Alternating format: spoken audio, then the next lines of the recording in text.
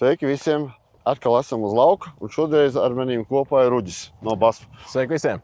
Un, Uģi, paskatīsimies, ko BASF var ieteikt lietot ziemas mežos.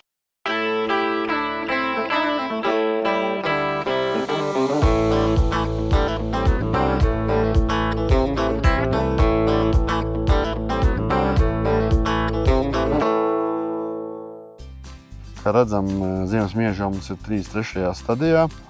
Kā noskaidroja jau pie saimnieka, ir lietot jau augšanas regulātoru un fungicīds. Varbūt tu komentē, kas turpmāk būtu lietojami un ko pievērst uzmanību tiem, kas vēl neko nav darījuši ziemas mežos. Tātad šajā saimā jau pirmais fungicīds ir lietots, tas bija puslitrs balaja.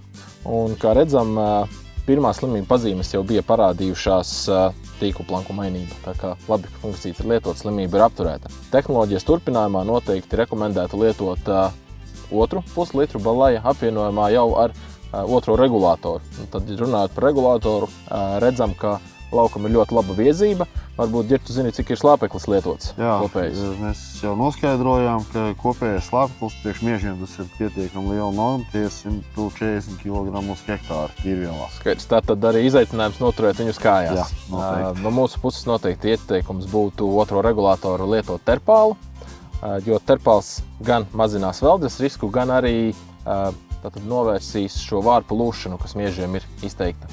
Kāds būtu tavs ieteikums tiem, kas vēl joprojām nav paspējuši ziemas mežos vēl iziet ar regulātoru un fungicīdu? Tad, ja mežu laukā vēl nekas nav darīts, tad noteikti jāapseko lauks, jāsaprot, kāda attīstības stadijā ir meži. Noteikti kā regulātors ir nepieciešams risinājums, kas strādā ātri. Mūsu ieteikums būtu Medax Max, tātad ar kalcija proheksadionu, kas uzreiz veiks tūlītēju stiebra īsināšanu. Un otra darbīgā viela nodrošinās ilgstošu auga regulāciju. Un, protams, jāapseko arī no slimību viedokļa, vai nav parādījušās pirmās tīklu planku mainības pazīmes, un tad jau šo regulātoru smidzinājumu mēs varam apvienot ar fungicīdu, to pašu balaja 0,5 litru uz hektāru. Jā, Uģis pabiedz diezgan daudz ziemas mežu sējumos, un jā, tās attīstības stadijas ļoti dažādas. Principā šis lauks konkrētais ir, ko es esmu bijis vis tālāk attīstības stadijā.